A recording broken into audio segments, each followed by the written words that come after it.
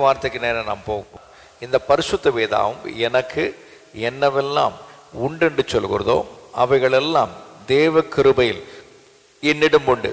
இந்த பரிசுத்த வேதாவும் நான் என்னவெல்லாம் செய்ய வேண்டும் என்று சொல்கிறதோ அவைகளை தேவ பலத்தால் கடந்த காலத்தில் செய்தேன், தேவ பலத்தால் நிகழ்காலத்தில் செய்கிறேன், தேவ பலத்தால் வருங்காலத்தில் செய்வேன். நான் இன்றைக்கு பரிசுத்த ஆவியானவரால் போதிக்கப்பட இருக்கிறேன். என் இருதயமும் எனது மனமும் கர்த்தருடைய வார்த்தை கேட்க கவனமாகவும் திறந்த மனத்துடன் உற்சாகமாக இருக்கிறது என்று தைரியமாய் நான் அறிக்கை செய்கிறேன். நான் இன்றைக்கு இருப்பது போல தொடர்ந்து இருப்பதில்லை.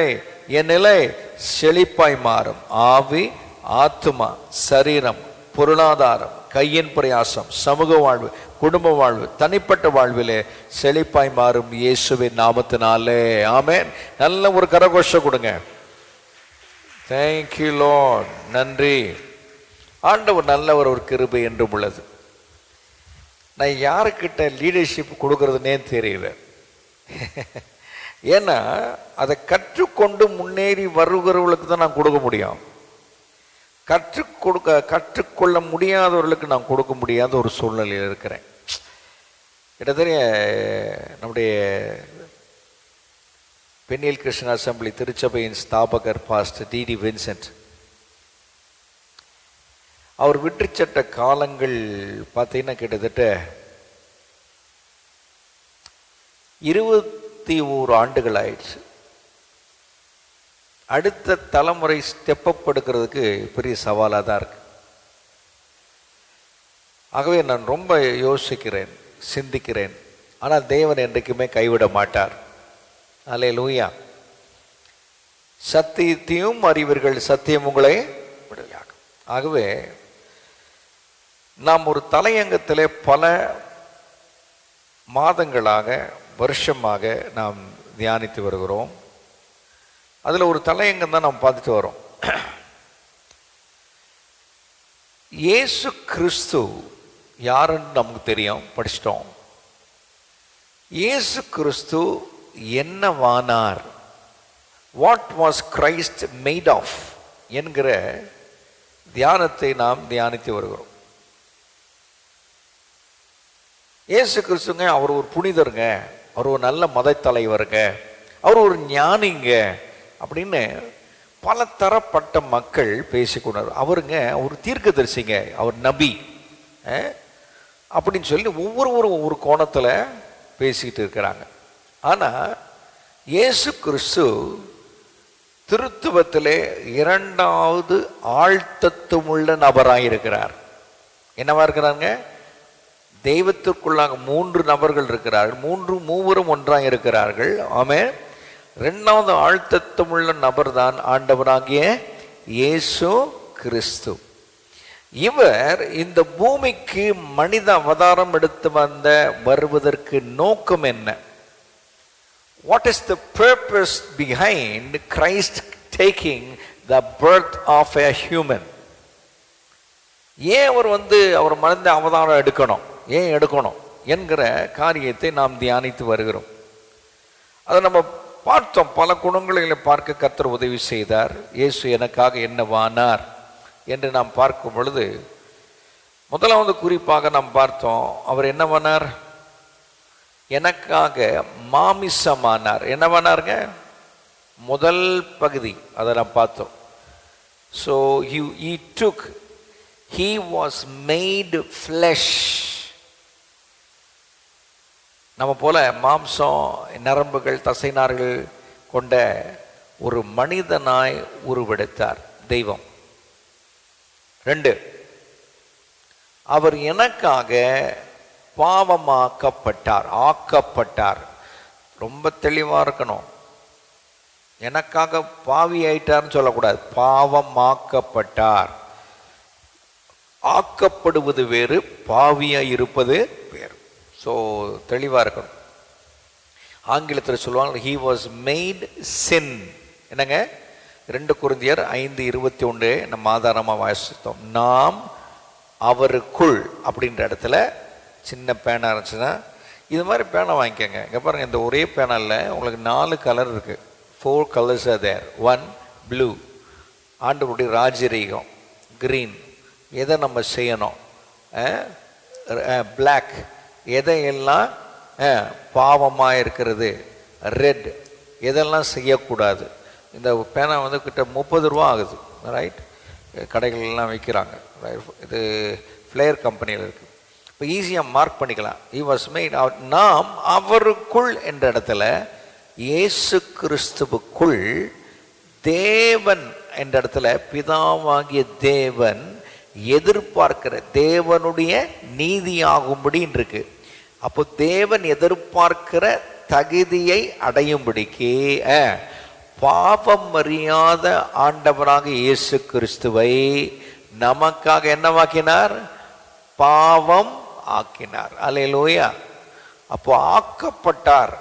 பிதாவாகிய தேவன் யாரோது ஒருவர் பாவம் செய்த நபர் ஒரு ஆட்டுக்குட்டியோ இளமையான காளையாயிருந்தாலும், அதாவது ஆட்டுக்கடாவாயிருந்தாலும், அது மாத்திரமல்ல காட்டுப்புறா, புறா குஞ்சு, அவருடைய தகுதிக்கேற்றாற் போல பொருள் கொடுத்து வாங்கி அதை அவர்களுடைய பாவத்திற்கு பரிகாரமாக பலியிட்டு அந்த இரத்தத்தை சிந்தி மன்னிப்பை பெற்று கொண்ட வேண்டி இருக்க, ஆனால் தெய்வம் என்ன பண்ணார்? பிதாவாகிய தேவன் தெய்வத்திற்குள்ள காணப்படுகிற 2வது நபராக இயேசு கிறிஸ்துவை உங்களுக்காகவும் எனக்காகவும் ஆட்டுக்குட்டியாக இந்த பூமியில் அனுப்பி நம்முடைய பாவத்தை அவர் மேல் சுமத்தி பாவியாக்கப்பட்டு எனக்காக அவர் பலியானார். அப்போ 2வது எனக்கு என்ன ஆனாருங்க? இயேசு என்னவானார்? பாவம் ஆக்கப்பட்டார். அப்போ நீங்களும் நானும் இயேசுவை விசுவாசித்ததுனால நீங்கள் நானும் நீதிமான் ஆக்கப்பட்டோம். சொல்லுங்க, இந்த வசனம் இத்தனை பேருக்கு புரிஞ்சிச்சு? புரிஞ்சவங்களாம் கை தூக்குங்க. புரியலன்னா எனக்கு சொல்லுங்க, மறுபடியும் நான் எக்ஸ்பிளைன் பண்ணுறேன். அதுக்கு தான் நான் இருக்கிறேன். அப்போ தேவ பிள்ளைங்க நீங்க யார் கேட்டாலும் சொல்லணும், உன்னை பற்றி தெரியாதா, நீ இப்படிப்பட்டவனாச்சே. நான் இயேசு கிறிஸ்துக்குள் தேவன் எதிர்பார்க்கிற நீதிமானாய் இருக்கிறேன். தைரியமாக சொல்லுங்க. நீங்கள் தைரியமாக சொல்லும் பொழுது உங்கள் மேல் இருக்கிற நீதி, அவர்கள் சாட்டுகிற குற்றம், அந்த நீதி, இயேசுவின் நீதி அதை உள்வாங்கி கொண்டு அவர்களை அழகாக நியாயம் தீர்க்கும். இதெல்லாம் நான் வாழ்க்கையில் ருசித்து பார்த்து உங்களோடு பேசுகிறேன். ஆகவே தேவ பிள்ளைகளே, இயேசுவை ஏற்றுக்கொண்டவர்களாகிய உங்களுக்கும் எனக்கும் இயேசு தமது நீதியை கொடுத்து நீதி ஆக்கப்பட்டிருக்கிறோம். பாவம் அறியாத இயேசு நமக்காக பாவமாக்கப்பட்டார். அல்லேலூயா. ஸோ நல்லா புரிஞ்சுக்கணும். பழைய பாவங்கள், பழைய குற்றங்கள், பழைய காரியங்களை பிசாசு வந்து நினைவுபடுத்துகிறான். ரொம்ப தெளிவாருங்க. பயப்படாதீங்க, அஞ்சாதீங்க. அல்லேலூயா. எதுவுமே குறிச்ச ஐயோ இந்த பழைய காரியத்தை காண்பித்து காண்பித்து குற்றப்படுத்தி நம்மை நம்மை வேதனைப்படுத்துறது தான் பிசாசுடைய வேலை. முன்னேறவே கூடாது, முன்னேறி வரக்கூடாதுன்னு விரும்புகிறான். ஆனால் நீங்களும் நானும் நீங்கள் விழுறது பிரச்சனை கிடையாது, அதை எழுந்து நடந்து போகணும். ஆமென். எழுந்து எழும்பி நிற்கணும். மீகா தீர்க்கதரிசி புஸ்தகத்தில் த புக் ஆஃப் மைக்கா பழைய ஏற்பாட்டில் இருக்குங்க. மீகா இப்படிப்பட்ட விதத்தில் நான் குற்றம் சாட்டப்பட்டவனாக குற்ற உணர்வோடு தேவன் தனக்காக வைத்திருக்கிற திட்டங்களை அனுபவிக்க முடியாதபடிக்கு அவன் கிடக்கிறதை பார்க்கிறோம். அப்பொழுது அங்கே மீகா ஒரு காரியத்தை வெளிப்பாடோடு சொல்லுகிறார். மீகா 7ஆம் அதிகாரம் 8ஆம் வசனம். நல்ல கவனிங்க. மீகா 7:8. பழைய ஏற்பாட்டில் 1080வது பக்கம் எடுத்துட்டீங்களா? சரி, 8ஆம் வசனத்தை வாசிக்க கேளுங்க. என் சத்துருவே. அப்போ மீகாவுக்கு சத்துருவும் பிசாசு தான், நமக்கு சத்துருவும் பிசாசு தான். அவரை குற்றப்படுத்தினோனோ அவன் தான், நம்மை குற்றப்படுத்திக்கிறோனோ அவன் தான். அப்போ நீங்கள் ரொம்ப தெளிவாக பேசணும். என் சத்துருவே எனக்கு விரோதமாக என்னப்படாத, சந்தோஷப்படாத, மகிழ்ச்சியாக இருக்க, கொக்கரிக்காத, சந்தோஷப்படாத. நான் விழுந்தாலும் என்ன செய்வேன்? எழுந்திருப்பேன். இப்போ நான் விழுந்து கிடக்கிறேன், உனக்கு ரொம்ப இலக்காரமாக இருக்குது. நான் தடுமாறிட்டேன், உனக்கு இலக்காரமாக இருக்குது. நான் பாவம் செஞ்சுட்டேன், அதனால் உனக்கு இளக்கமாக இருக்கு, ஆனால் ஒன்று மட்டும் தெளிவாரு, சந்தோஷப்படாத, நான் விழுந்தாலும் எழுந்திருப்பேன். அப்போ நீதிமான் பலமுறை விழுந்தாலும் எழுந்திருப்பான். ஆமென் சொல்லுங்களேன். அப்போ ஆண்டவர் மன்னிக்கிற தேவன். எழுந்திருப்பேன். நான் இருளிலே உட்கார்ந்திருந்தால் கர்த்தர் எனக்கு என்னவா இருப்பார்? வெளிச்சமாயிருப்பார். அல்லேலூயா. அப்போ ஆண்டவர் எனக்கு எப்படிப்பட்டவரா இருப்பார்? வெளிச்சமாயிருப்பார். வெளிச்சம்னா நல்லா கவனிங்க, என்னை நீதிக்குள்ளாய் நிறுத்துகிறவர், சத்தியத்துக்குள்ளாய் நிறுத்துகிறவர், என்னை நிரபராதி அழைக்கிறவர், பேர் சொல்லி அழைக்கிறவர், என்மேல் அன்பு பாராட்டுகிறவர், என்மேல் கிருபை பாராட்டுகிறவர், அவருடைய சத்தியத்தின் வெளிச்சத்தில் என்னை கொண்டு வந்து நிறுத்தி எந்த குற்ற உணர்வோ எந்த பய உணர்வோ இல்லாமல் அவருக்கு நிற்கக்கூடிய ஒரு தகுதியை கொடுக்கிறார் தேவன். அல்லேலூயா சொல்லுங்க, அல்லேலூயா. அந்த போல்ட்னஸ் நமக்கு தேவை. ஆமாண்டா, நான் பழைய ஆள் அப்படி தான் இருந்தேன், நான் இப்படி இல்லைடா, பழைய ஆள் செத்துட்டேன்டா, இப்போ இருக்கிறது கிறிஸ்து எனக்குள் வாழ்கிறார் அப்படின்னு பிசாசை பார்த்து குற்றப்படுத்துகிறவளை பார்த்து பேசுவதற்கு தைரியமாய் நிற்க வேண்டும். அல்லேலூயா. சரி, அங்க he was made sin for us, எனக்காக பாவம் ஆக்கப்பட்டார். மூன்றாவது நம்ம தோங்கணும். மூன்றாவது பார்த்தீங்கன்னா, இயேசு எனக்காக என்னமாக்கப்பட்டார்? அவர் நமக்காக சாபமாக்கப்பட்டார். என்ன ஆக்கப்பட்டாருங்க? மறுபடியும் சொல்றேன், சாபம் என்பது, ஆங்கிலத்தை சொல்லிடுறேன், he was made a curse for us. சாபம் சொன்னாலே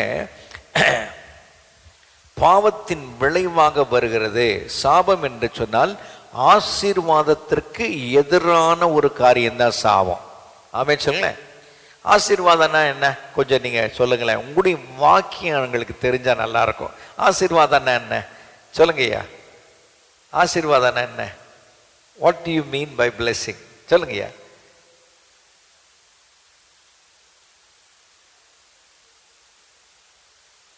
மைக் ஒன்று கொடுங்களேன் தயவுசெய்து. என்னங்கய்யா? பெருக செய்வது ஆசீர்வாதம். எக்ஸலன்ட். பேசுங்க. என்னங்கம்மா? செழிப்பு ஆசீர்வாதம். சரி, ரைட், அதுக்கு நான் விளக்குறேன். அம்மா ரொம்ப பொதுவாக அழகாக பேசிட்டாங்க. ஜான் சொல்லுங்க. நான் என்ன சொல்ல வரேன்? What you mean by blessing? ஆசீர்வாதம் என்றால் கர்த்தருக்குள் எல்லாவற்றிலும் ஆசீர்வாதமாக இருப்பது. ஆசீர்வாதத்தை விளக்கணுமே, இன்னும் உழைச்சி கொண்டு வரலையே. பெருக்குது ஒரு பகுதி. கர்த்தர் கொடுக்கிற வரங்கள் எல்லாம் ஆசீர்வாதமே. அடுத்தது சூப்பர் சொல்லுங்க. ஆசீர்வாதம்னா என்ன? என்னங்கய்யா? அம்மா, உசுரோடு இருக்கிறதே ஆசீர்வாதம் தான். நச்சுன்னு அடிச்சிட்டாங்க. ஆசீர்வாதம் என்பது நல்ல கவனிங்க, அதை பார்க்கும் பொழுது தோல்விக்கு எதிர்ப்பதான் வெற்றி, வெற்றியாக இருப்பது ஆசீர்வாதம்.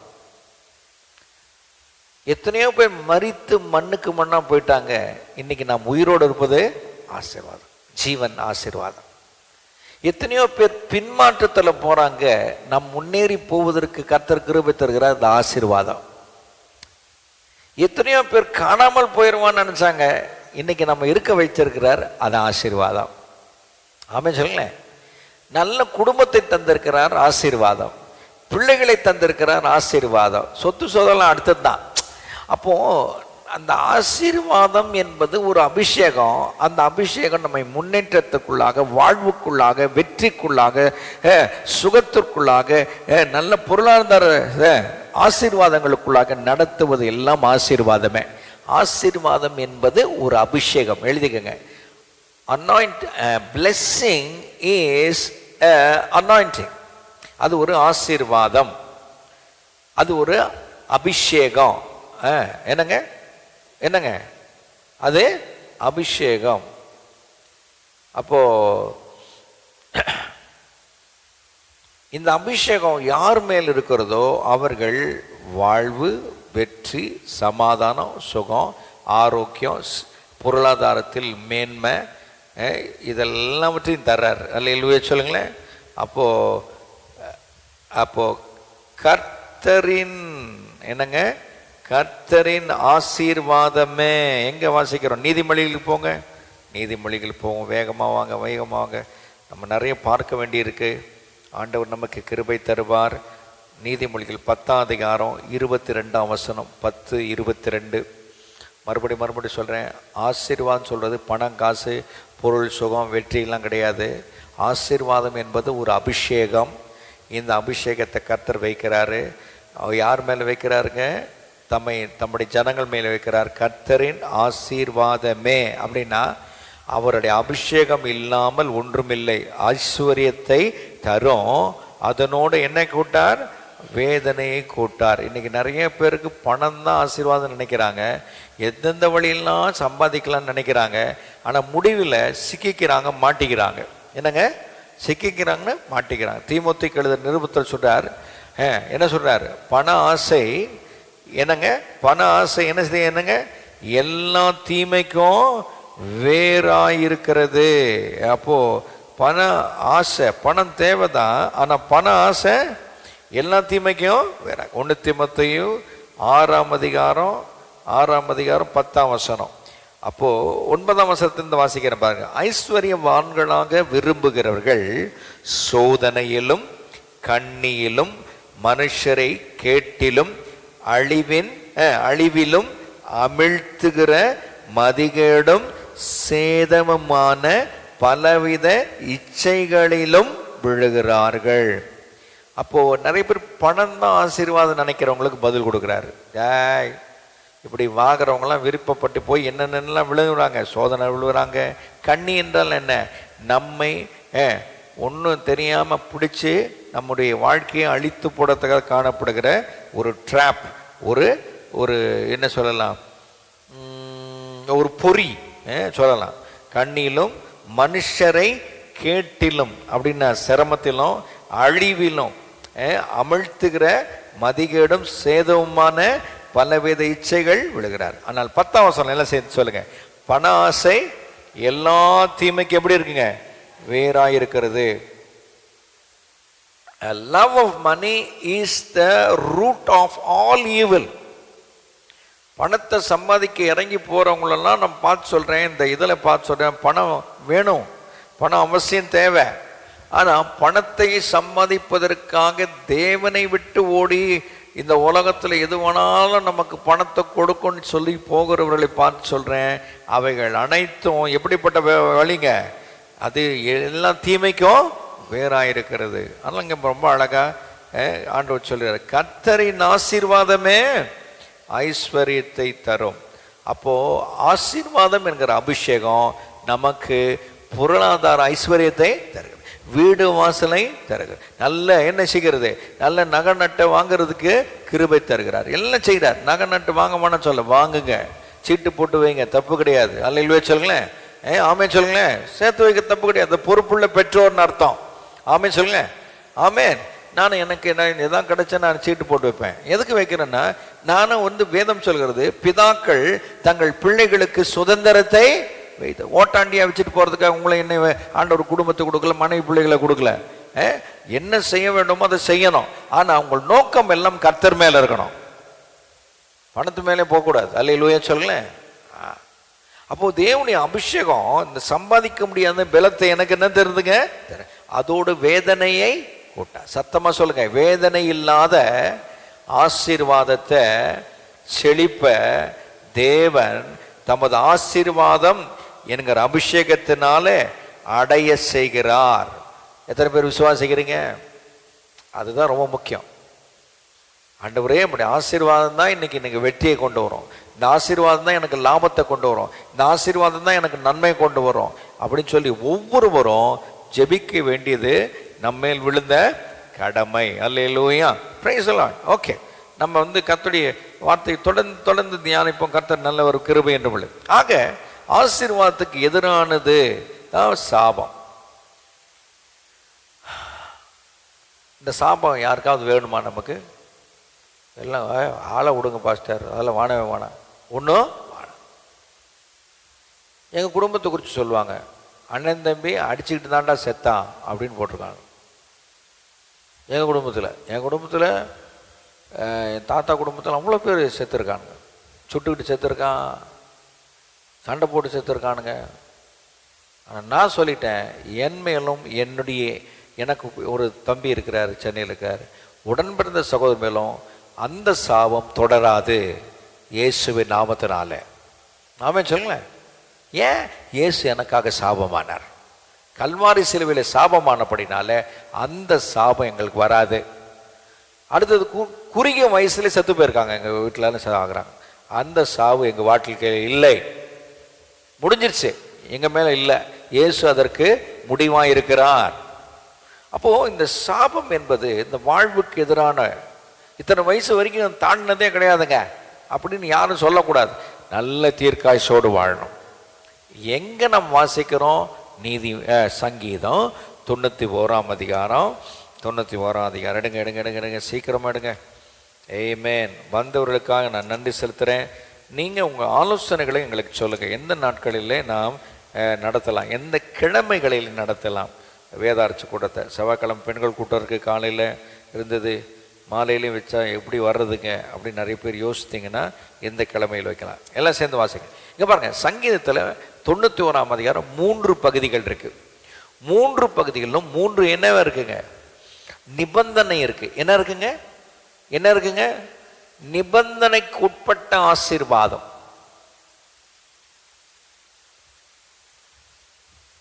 டாக்டர் காய்ச்சல் வந்துருச்சு, காய்ச்சல் போகிறதுக்காக ஊசி போட்டீங்க, காய்ச்சல் போகிறதுக்கு மாத்திரையும் கொடுத்துட்டீங்க, இப்போ நான் என்ன சாப்பிட்டா அந்த காய்ச்சல்லேருந்து முழுவதுமாக நான் தீர்வு காணலாம், விடுதலை பெறலாம்?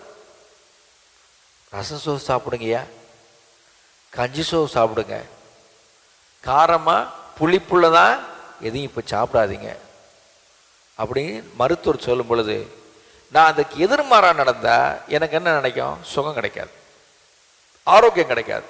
இதை தான் இங்கே சொல்ல வர்றார்.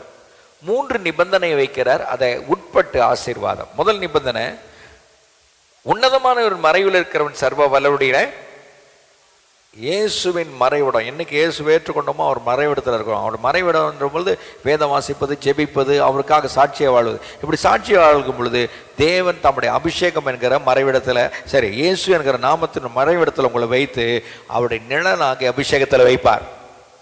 எல்லா வரங்களும் எல்லாம் உங்களுக்குள்ள அந்த ஆப்ரேட் ஆகும். சொல்லிட்டார், இங்கே சொல்றார், தங்குவான்.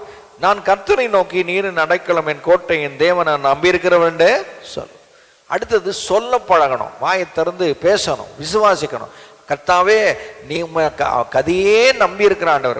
மடி எழும்பது தான் சொன்னேன், யாரை நம்புறதுனே தெரியல ஆண்டவர். திடுத்துப்புன்னு விட்டுட்டு போறாங்க, திடுத்துப்புன்னு ஒரு முடிவு எடுக்கிறாங்க, திடுத்துப்புன்னு முன்கூட்டியே சொன்னாலும் ஒரு காரியத்தை ஏற்பாடு செய்ய முடியுமே அப்படின்னு சொல்லிட்டு வந்து நிற்கிறேன். அப்போ ஒன்னே ஒரு முடிவு வந்துட்டேன், நீர் தான் எனக்கு கதி, நீர் தான் எனக்கு கதி. நான் யாரையும் பார்க்கல, என் மனைவியை பார்க்கல, பிள்ளையை பார்க்கல, யாரையும் பார்க்கல, உண்மை பார்க்குறேன். அப்படி வந்து நின்ட்டேன். அப்போ அதை சொல்லிட்டு தான் ஏறுறேன். எதை சொல்றாரு? நான் கர்த்தரை நோக்கி நீரின் அடைக்கலம் என் கோட்டை என் தேவன் நான் நம்பியிருக்கிறவன். நீங்க என்ன சொல்றீங்களோ அதன் அடிப்படையில் தான் தேவன் கிரியை செய்வார். ரொம்ப ரொம்ப முக்கியங்க. உங்க கண்ணு இருக்கா, காது இருக்கா, என் கஷ்டத்தை நீ உணர மாட்டேன்னீங்களே, நிறைய பேர் பேசுறோம் ஆண்டவரை பத்தி. இந்த முதல் நிபந்தனை யாராவது கை கொள்றோமா? அவருடைய மறைவிடத்தில் இருக்கிறோமா? அவரை பார்த்து சொல்றோமா? உண்மைதான் நம்பி இருக்கிறான், நீரே என் அடைக்கலம் என் கோட்டை என் தேவன் நான் நம்பி இருக்கிறவர் என்று சொல்லும். முதல்ல நம்பி இருக்கிற ஆண்டவரே, மனுஷனை இனிமேல் நம்பவே கூடாது சுவாமி அப்படின்னு ஒரு பிட்டு கூட நம்பக்கூடாது. கர்த்தாவை உண்மை மாத்திரம் நம்பி நான் வாழ்வதற்கு எனக்கு கிருபை தாரும் அப்படின்னு ஒரு வைராக்கியம் வருது. அப்போ தேவனுடைய பிள்ளைகளாக நீங்கள் என்ன இது சொன்ன உடனே சொல்றாரு பாருங்க, சொல்லுவேன் சொன்ன உடனே கர்த்தர் வேலை செய்கிறார்.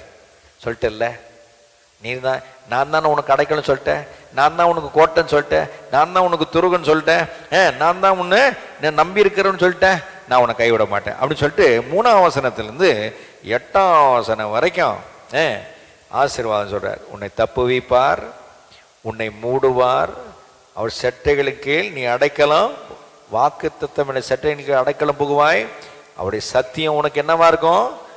அப்போ பிசாசம் எய்கிற அக்கினி ஆஸ்திரங்களை அவித்து போடத்தக்கதாக அவருடைய சத்தியம் உனக்கு என்னவா இருக்கும்? பரிசையும் கேடகமாக இருக்கும். கவலைப்படாத. இரவு உண்டாகும் பயங்கரத்துக்கும் பகலில் பிறக்கும் அம்புக்கு இரு நடமாட கொள்ளை நோக்கி மத்தியானத்தில் பாலக்க சங்காரத்துக்கும் பயப்பட மாட்டேன், தைரியமாக இருப்பேன். ஏன் நான் கர்த்தர், நான் இருக்கிறேன். அல்லேலூயா. நீ அறிக்கை பண்ணல, அது பண்ணி இருக்கேன். உன் பக்கத்தில் 1000 பேரும் வலது பக்கத்தில் 10000 பேர் விழுந்தாலும் அதை உன்னே 1000 பேர் கொள்ளை நோயை வந்து செத்தாலும், உன் வலது பக்கத்தில் 10,000 பேரும் செத்தாலும், அவன் எந்த கிருமினால் செத்தானோ அந்த கிருமி உன்னை அணுகாது. என்ன ஆசீர்வாதம் பாருங்க. அந்த தைரியம் நமக்கு இருக்கணும். அணுகாது. உன் கண்களால் மாத்திரம் என்னங்க? துன்மார்க்கருக்கு வரும் பலனை உன்னை எதிர்க்கிறான்ல, உன்னை எதிர்த்து பண்றான்ல, தெளிவாரு. துன்மார்க்கன்னா யாரு? இந்த வசனத்தின்படி தெய்வ பயம் இல்லாதவன். எழுதிக்கங்க. துன்மார்க்கன்னா யாருங்க? அவன் உனக்கு எதிராக வேலை செய்யறானா இல்லையா, நீ அவனை சபிக்காத, நான் பார்த்துக்கிறேன். அவனுக்காக ஜெபம் பண்ணு. நிந்திக்கிறவர்களுக்காக நான் பார்த்துக்கிறேன். அவன் காணாமல் போகிறத நீ பார்ப்ப. என்ன ஆசீர்வாதம் பாருங்க. 1 2 3 4 5 6 7 7 ஆசீர்வாதங்கள் முதல் நிபந்தனை. 2வது நிபந்தனை கவனிங்க. 10ஆம் வசனம் 9ஆம் வசனம் எல்லாம் சேர்ந்து வாசிங்க. எனக்கு அடைக்கலமாயிருக்கிற உன்னதமான கர்த்தரை உனக்கு தாபரமாய் கொண்ட. உலகத்தில் நான் ஆண்டவர் உலக தோற்றத்துக்கு முன்னாடி நம்ம எங்கே இருக்கணும், எங்கே குடியிருக்கணும், எங்கே வாழணும், எங்கே திருமணம் முடிக்கணும், எங்கே வேலை செய்யணும், எப்படிப்பட்ட எந்த இடத்துல நம்ம இருந்து பெருகணும் அப்படின்றதான் எல்லையெல்லாம் குறிச்சிடுறார் ஆண்டவர். இங்கே தான் இருக்கணும்னு அவசியம் இல்லை. திருச்சியில் தான் இருக்கணும், பாலக்கரையில் தான் இருக்கணும், துரசாம்பரத்தில் தான் இருக்கணும் அப்படின்னு தேவை கிடையாது. தேவன் உங்களுக்காக வைத்திருக்கிற எல்லைகளுக்கு நான் போகணும். சொல்ல ஆயத்தமாகணும். ஆனால் இங்கே சொன்னார், இதை சங்கீதம் எழுதினவர் தாவீது கிடையாது, மோசே சொல்றாரு, எனக்கு அடைக்கலம். எனக்கு அடைக்கலமா இருக்கிறார்ல. இந்த பூமியில் இருக்க பாருங்க 33 கோடி தெய்வம் கிடையாது, உன்னதமான கர்த்தர். அவரை உனக்கு என்னவாக்கிட்ட? தாபரமாக்கிட்ட, வீடாக்கிட்ட, வாசஸ்தலமா மாற்றிட்ட. இன்னைக்கு பிரச்சனைன்னா உடனே யாருக்கு ஃபோன் பண்ணலான்னு தோணுது, எந்த ஊழியக்காரர்களுக்கு ஃபோன் பண்ணலான்னு தோணுது, எந்த ஜப கோபுரத்துக்கு ஃபோன் பண்ணி சொல்லலான்னு தோணுது, எங்கே ஜெபம் பண்ணி கேட்டோம்னா அவங்க நமக்கு பதில் தருவாங்கன்னு தோணுது. சொல்றாரு, எனக்கு அடைக்கலமாக இருக்கிற உன்னதமான கர்த்தரை உனக்கு. இந்த தாபரம் என்பது வீட்டை குறிக்கிறது. என்னங்க? எதை குறிக்கிறது? அப்போ நீங்களும் நானும் ஒரு விலாசத்தில் குடியிருக்கிறோன்னு வச்சுக்கோங்க. அதுதான் நம்ம வீடு. வாடகை வீடுனா தற்காலிகமான வீடு, சொந்த வீடுனா அது நிரந்தர வீடு. நம்ம அந்த வீட்டுக்கு தான் தினமும் வேலை முடிந்து அங்கே தான் போகிறோம், வெளியே போனாலும் அங்கே தான் போகிறோம். ஒரு குருவி தன் கூட்டுக்கு மறுபடியும் திரும்பி வருவது போல் நம்ம என்ன செய்யறோம்? வரோமா இல்லையா? பக்கத்து வீட்டுக்காரனுங்க போகிறோம், தெரியல இது நம்ம வீடு மாதிரி இருக்குன்னா செருப்பு கழட்டி அடிச்சிருவான். ஏண்டா இது உன் வீடு கிடையாதுடா, அது என் வீடுன்னு சொல்லுவானா இல்லையா? இல்லாட்டி காவல்துறை அதிகாரிக்கு ஃபோன் பண்ணிடுவாங்க, ஐயா எவனோ ஒருத்தன் எங்கள் வீட்டில் வந்துட்டு என் வீடுன்ட்டு இருக்கான் ஐயா, சொல்லுவானு சொல்ல மாட்டாங்க. அதே போலவே இந்த உலகத்தில் என்ன சவால்கள் வந்தாலும் நான் தங்கி தார்ப்பதிக்கிற வீடு இயேசுவே, தேவனே. அவர் தான் எனக்கு வேறு யாரும் இல்லை, அவர்கிட்ட தான் நான் தினம் வரேன். அதுதான் வேத வாசிப்பு, ஜப வாழ்க்கை, சாட்சி. அவரே நம்பி இருப்பது. இதை சொன்னார், எனக்கு அடைக்கலமாயிருந்த உன்னதமான கர்த்தரை உனக்கு வீடாக தாபரமாக ஆக்கி கொண்டாய்.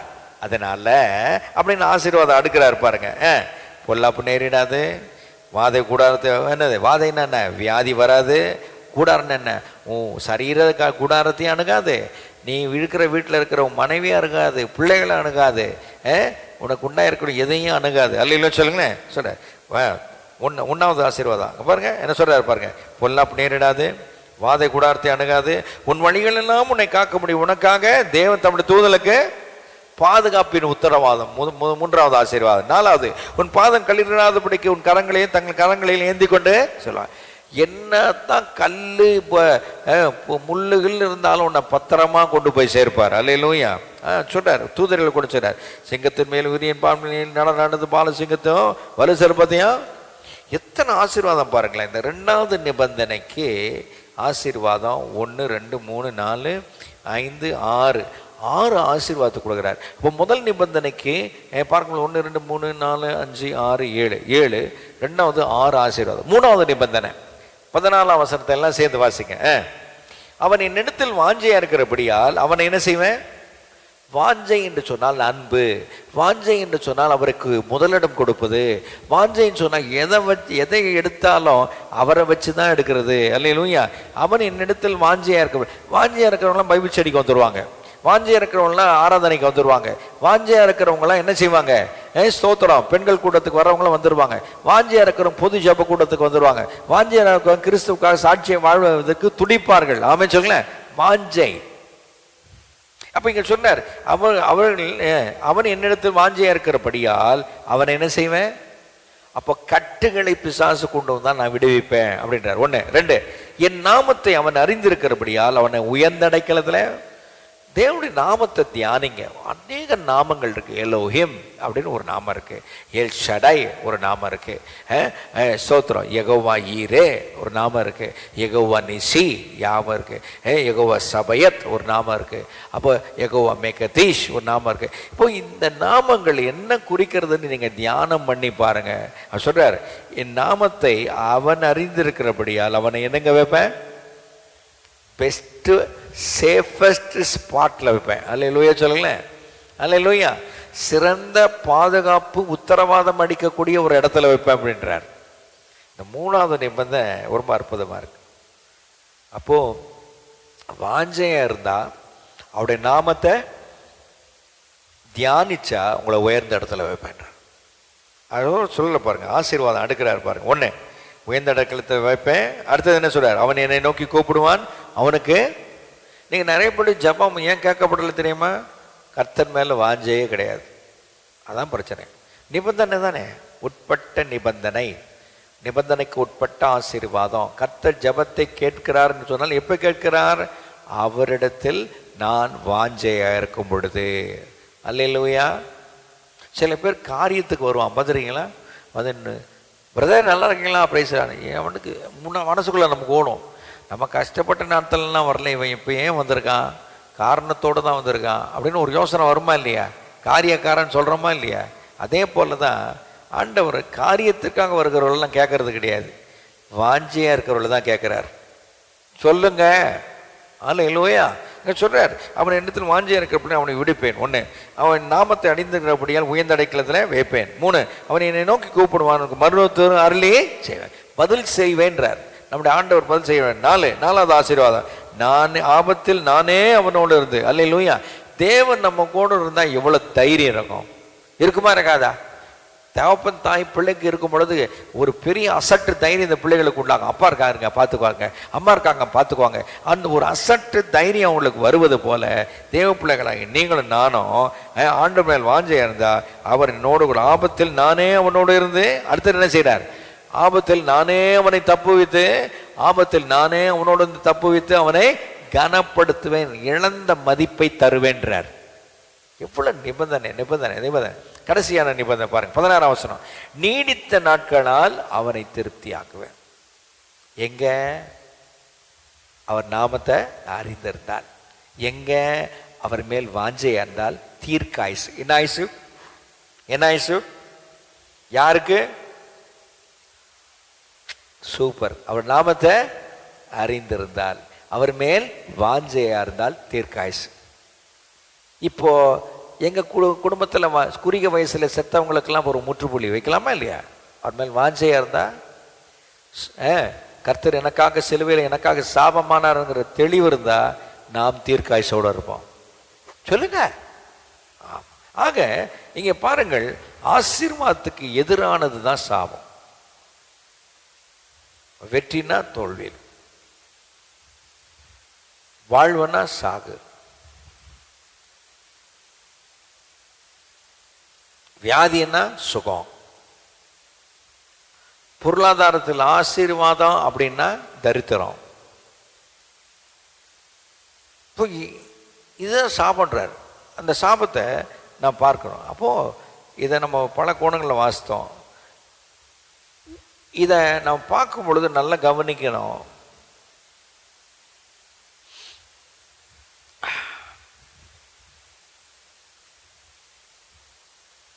அப்போ இது உடன்படிக்கையினுடைய இந்த உடன்படிக்கை பார்த்தோம். உடன்படிக்கை மீறுவது சாபம். என்னங்க? அதான் நாம் பார்த்துட்டு வரோம். பல உடன்படிக்கைகளை பார்க்க கர்த்தர் உதவி செய்து வருகிறார்.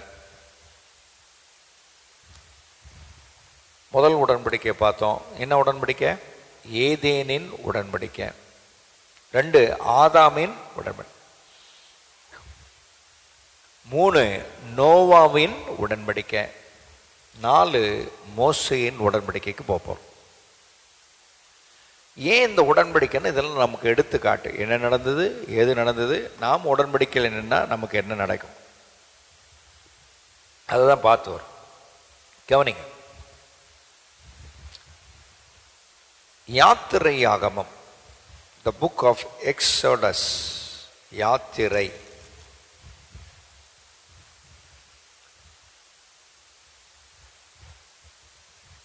பத்தொன்பதாம் அதிகாரம், the book of Exodus chapter 19. எகிப்திலிருந்து வாக்குத்தத்தம் பண்ணப்பட்ட பாலும் தேனும் ஓடுகிற கானான் தேசத்தை நோக்கி பயணித்த சம்பவங்களை இந்த யாத்திரையாகவும் நமக்கு காண்பிக்கிறது. சரியா? 19ஆம் அதிகாரம். 19ஆம் அதிகாரத்தில் ஓகே 5ஆம் வசனத்தை வாசிக்கிறேன், கவனிங்க. இப்பொழுது நீங்கள் என் வாக்கை உள்ளபடி கேட்டு, சத்தமா சொல்லுங்க. அப்போ தேவனுடைய வாசத்தை என்ன கேட்கணும்? உள்ளபடி. கூட்டவும் கூடாது, குறைக்கவும் கூடாது. உள்ளபடி கேட்டு என் உடன்படிக்கை கை கொள்வீர்கள் ஆனால் சகல ஜனங்களும் நீங்களே எனக்கு சொந்த சம்பத்தாயிருப்பீர்கள், பூமி எல்லாம் என்னுடையது. அல்லேலூயா. மோசே கிட்ட உடன்படிக்கை சீனாய் மலையில் ஆண்டவர் பண்றார். சீனாய் மலையில் இந்த பகுதியிலேருந்து தான் தோங்குறார்.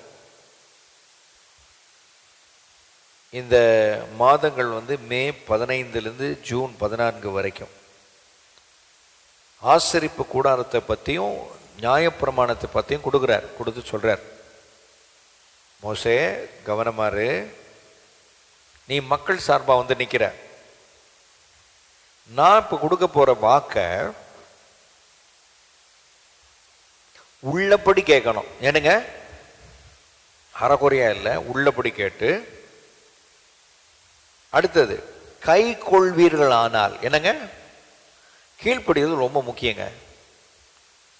சகல அப்படி செஞ்சீங்கன்னா சகல ஜனங்களிலும் நீங்களே எனக்கு சொந்த சம்பத்துன்னு என்ன சொத்தா இருப்பீங்கன்றார். ஹலோ, சொத்தா இருப்பீங்க. உள்ளபடி கேட்டாங்களா? கேட்டாங்க. கை கொண்டாங்களா? கை கொள்ள. ஏன்? ஆண்டவர் வைத்த பரீட்சையில் தோற்று போனாங்க. சுய பலத்தை நாடினார்கள். நாங்கள் செஞ்சிருவோம், நாங்கள் பார்த்துருவோம், நாங்கள் கேட்டுருவோம். மோசே, தயவு செய்து எங்களை மட்டும் எங்கள் தேவன்கிட்ட கூப்பிடாத, நீயே பேசு. அவர் கேட்டார்னா சொல்லு. 8ஆம் வசனம் எல்லாம் சேர்ந்து அந்த 8ஆம் வசனம் வாசிப்போம். மக்கள் பாருங்க, சுய நீதியின் அடிப்படையில் பேசுறாங்க. அதற்கு ஜனங்கள் எல்லாரும் ஏகமாய் கர்த்தர் சொன்னவைகளை எல்லாம் செய்வோம். இதுதான் பிரச்சனையே. என்னைக்குமே தேவன் சொல்லும் பொழுது, நாங்கள் ஞாயிற்றுக்கிழமை ஒரு பாட்டு பாடினோம். அந்த பாட்டு எனக்கு டக்கு ஞாபகம் வர மாட்டேது. அந்த பாட்டில் தான் சொன்னேன், கிருபைன்னு நான் சொல்லியிருப்பேன். வாக்கியத்தில் இருந்திருக்காது. ஏன்னா நம்மளாலாம் முடியாது. அந்த பாடலாசிரியர் எழுதுறாரு, உடைய கிருபையினால் அன்பு கூறேன், கிருபையினாலுக்கு கிரியை செய்யும். கிருபை இல்லாமல் ஒன்றுமே செய்ய முடியாது. ஆமென் சொல்லுங்களேன். கவனிங்க, இந்த பகுதியை அப்படியே கையில் வச்சுக்கிட்டு நேராக ரோமர் 13ஆம் அதிகாரத்தை போவோம். காலையில் பெண்கள் கூட்டத்தில் தியானித்தோம். இன்றைக்கி நான் பெண்கள் கூட்டத்தில் பேசுவதற்கு தேவன் பாஸ்டர் அம்மா எனக்கு வாய்ப்பு கொடுத்தாங்க. ஆகவே அதில் பேசணும். ரோமர்கள் 13ஆம் அதிகாரம் எடுத்துட்டிங்களா? S daddy. 13 எப்படி கை கொள்ள முடியும்? இவங்க வந்து ரொம்ப சுயநீதியை நம்பிக்கை பேசினாங்க. எப்படி கை கொள்ளலாம்? எல்லாம் சேர்ந்து வாசிப்போமா? ரோமர் 13 8ஆம் வசனம். ஒருவரிடத்தில் ஒருவர் அன்பு கூறுகிற கடனே அல்லாமல் மற்றொன்றிலும் ஒருவனுக்கும் பணம் காசுல கடன்படாதீங்க, அன்பு செலுத்துறதுல மாத்திரம் கடன்படுங்க அப்படின்றார். அமைச்சர்களே, எந்த அன்பு? தெய்வீக அன்பு. அந்த அன்பினுடைய விளக்கத்தை 1 கொரிந்தியர் 13ஆம் அதிகாரத்தில் வாசிக்கிறோம். அமைச்சர்களே, அப்போ சகலத்தையும் சாங்கும், சகலத்தை சகிக்கும், இருமாப்பா இராது, செனமடையாது, கோபம் கொள்ளாது. அப்போது இந்த அன்பு ரொம்ப அழகாக சொல்கிறார். ஒரு இடத்துல அன்பு கூறுவது கடனே இல்லாமல் மற்றொன்றிலும். அப்போ நான் ஒரு மனைவியாக இருக்கேன்னா கணவனத்தில் அன்பு கூறுறது நாங்கள் விழுந்த கடன்.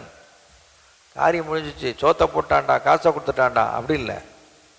அன்பு, தேவனுடைய அன்பை காட்டணும், மனைவி மேலே அன்பை காட்டணும். அப்போது இதெல்லாம் கடன் பட்டுருங்கப்பான்றார் சொல்கிறாரு. மற்றொன்றில் ஒருவனுக்கு கடன் பண்ணாதீர்கள், பிறனிடத்தில் அன்பு கூறுகிறவன் நியாயப்பிரமாணத்தை. ஆஹா, அப்போ அன்பின் அடிப்படையில் தான் நான் கற்பனைகளை கை கொள்ள முடியும். சொல்லுங்க, சொந்த பலத்தினால முடியாது, அன்பாய் இருந்து தான் கீழ்ப்படிய முடியும். சொல்லுங்க. இந்த கற்பனைகளை நீங்கள் இந்த இடத்துல வச்சுக்கிட்டு நேரம் யாத்திராமத்துக்கு போங்க. 19 போகிறோம்ல இல்லையா? 19 போனோம், ரைட்? 19ல் 20 அப்படியே வாங்க. 10 கட்டளை இருக்கு. 1, உன் தேவனாகிய கர்த்தர் நானே. கர்த்தர்னா யாரு? எஜமானர். கர்த்தர்னா யாரு? என் முதலாளி. கர்த்தர்னா யாரு? எனக்கு உண்டானவை எல்லாவற்றுக்கும் கொடுத்தவர் அவரே. அவர் தான் எஜமானர், கர்த்தர். உன் தேவனாகிய கர்த்தர். அப்படி இப்படின்னு சொல்றாரு, எனக்கு முதலாளி அவரே, எனக்கு ஜீவன் அவரே, எனக்கு உண்டானவை எல்லாவற்றுக்கும் அவர் தான் காரணராக இருக்கார், ஊற்றுக்கும் காரணராக இருக்கிறாரு, அவர் தான்.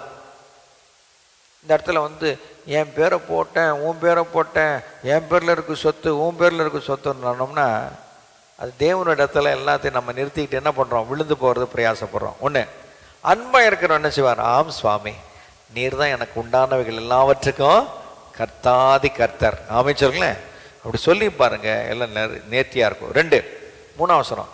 என்னை அன்றி உங்களுக்கு வேறு தேவர்கள், அடுத்தது என்னை அன்றி உங்கள் தேவர்கள் உண்டாரு. அப்படின்னா என்ன? என் ஸ்தானத்தில் எதையும் வச்சிடாத, வேலையை வச்சிடாத, பணத்தை வச்சிடாத, வியாபாரத்தை வச்சிடாத, ஸ்தோத்திரம், நேரத்தை வச்சிடாத, அலுவலத்தை வச்சிடாத அப்படின்னு ஆண்டவர் ரொம்ப தெளிவா நமக்கு சொல்லி கொடுக்குறாரு. இருக்கீங்களா? Praise the Lord. அப்போ என்னை அன்றி வேறு தேவர்கள் உனக்கு. இப்போ எதனால நான் கீழ்ப்படுகிறேன்? அன்பினால. எதனால? அன்பாக இருக்கிறதுனால வந்துட்டீங்க. உங்களுக்கு குடும்பம் இருக்குது, பிள்ளைகள் இருக்காங்க, வேலை இருக்குது, வீட்டில் போய் ஒரு டீ காப்பி குடிச்சிட்டு என்ன பண்ணிருக்கலாம்? ஒரு நியூஸை பார்த்துட்டு படுத்து தூங்கியிருக்கலாம். ஆனால் தேவ சமூகத்துக்கு ஏன் வந்தீங்க? நான் கர்த்தரை அறிகிறாரு, அறிவியல் என்ன செய்யணும்? வளரணும். வாஞ்ச அன்பு. அப்போ அதெல்லாம் அடிப்படையில் தான் வரும். இதை தான் சொல்கிறாரு பாருங்க. அடுத்தது இங்கே பாருங்க, 7ஆம் வசனம். உன் தேவனாகிய கர்த்தருடைய நாமத்தை வீணையில வழங்காத. ஆண்டவர் நாமத்துக்கு பேர் தூஷணமாக பேசாத. அவர் நாமத்தை என்ன செய்யாத? தப்பாக பேசாத. இயேசுவே அப்படின்னு கத்தாத. பண்ணுறது தப்பு, இயேசுவேன்னு கத்தாத. நாமத்தை வீணில் வழங்க. இயேசு மேலே சத்தியமாக நாமத்தை வீணில் வழங்குறது.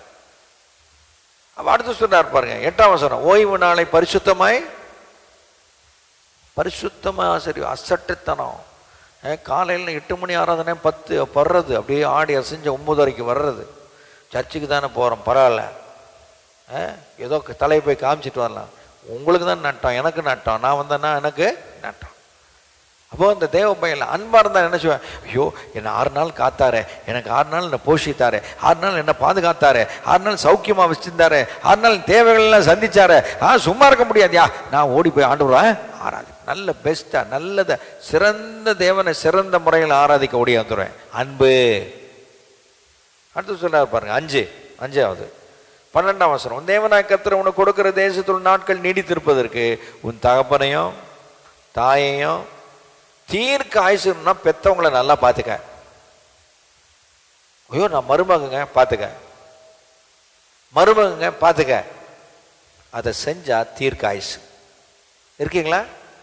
இன்னைக்கு நான் பணிவோடு சொல்ல முடியும், எங்கள் அப்பாவும் எங்கள் அம்மாவையும் என் பாட்டியையும் ஸ்தோத்திரம், எங்கள் அத்தையும் ஒரு இதில் பார்த்து கொள்வதற்கு எனக்கு லாபம்லாம் அப்படி அடையலை, பார்த்து கொள்வதற்கு கர்த்தர் கிருபை தந்தபடியால் உசுரோடு வச்சிருக்கார். வசனம் அன்பு. எதையும் எதிர்பார்க்கல, நினைச்சிருந்தா எழுதிலாம் வாங்கலாம். நோ நோ நோ நோ அன்பு சொல்றார். 13ஆம் வசனம் 5வது கற்பனை. கொலை செய்யாத இருப்பாயாக. என்ன செய்யாத இருப்பாங்க? பட்டை தெடுப்பன் பட்டயத்தினாலே மனசுல நினைச்சாலும் செத்தா தேவலன்னு நினைச்சாலே அது மனுஷ கொலை. அப்புறம் 6வது கட்டளை 14ஆம் வசனம். விபச்சாரம். ஒரு பெண்ணை என்ன இச்சையோடு பார்த்தாலே அவரோடு விபச்சாரம் செய்தாயிற்று அப்படின்றார். அப்போ நம்ம கண்ணை காத்துக்கணும். அல்ல சொல்லுங்க. அப்போ நல்ல சிந்தனை நமக்குள்ள இருக்கணும், தேவ சிந்தனை நமக்குள்ளாங்க. அன்பு. அன்பா இருக்கிறவன் இன்னொரு பொண்ணை திருமணமான தன் மனைவி விட்டு இன்னொரு பொண்ணோட வாழ மாட்டான், இன்னொரு பொண்ணை பார்க்க மாட்டான், இன்னொரு பொண்ணோட சோத்திரம் உள்ளத்துல இச்சிக்க மாட்டான். ரொம்ப கொலை விபச்சாரம் செய்யாத. 15வது வசனம். களவு. திருடாத. 7ஆம் வசனம். திருடாத. அரசாங்கத்து வேலை இதுக்கு போகிறோன்னா அரசாங்கத்தில் கொடுக்குற எல்லா ஆஃபீஸராக இருக்கான்னா அந்த ஆஃபீஸில் கொடுக்குறதெல்லாம் அரசாங்கத்துடைய சொத்து. அதை நான் திருடிட்டு வந்துடக்கூடாது, வீட்டில் எடுத்துகிட்டு வந்து எந்த பொருளும் எடுத்துகிட்டு வரக்கூடாது. லஞ்சம். நீங்கள் ரொம்ப அழகாக சொல்கிறாரு. களவு. அதெல்லாம் களவு. ஆமாம் சொல்லேன். தேவனுக்கு கொடுக்க வேண்டியதை நான் கொடுக்காம இருப்பதே களவு, திருடுத்தனம். அப்போது தேவன் எனக்கு என்ன கொடுத்துருக்கிறாரோ அதில் நான் கரெக்டாக அவருக்குரியதை நான் கொடுக்கணும். அப்போ அதெல்லாம் சொல்கிறேன். மல்கியாத்துக்கு புத்தகத்தை தசமாக கொடுக்காம எடுத்து வச்சவங்களெல்லாம் பார்த்து சொல்கிறாரு, தேவன் எடுத்து களவு தானே பண்ணீங்க, திருடுதுங்களே.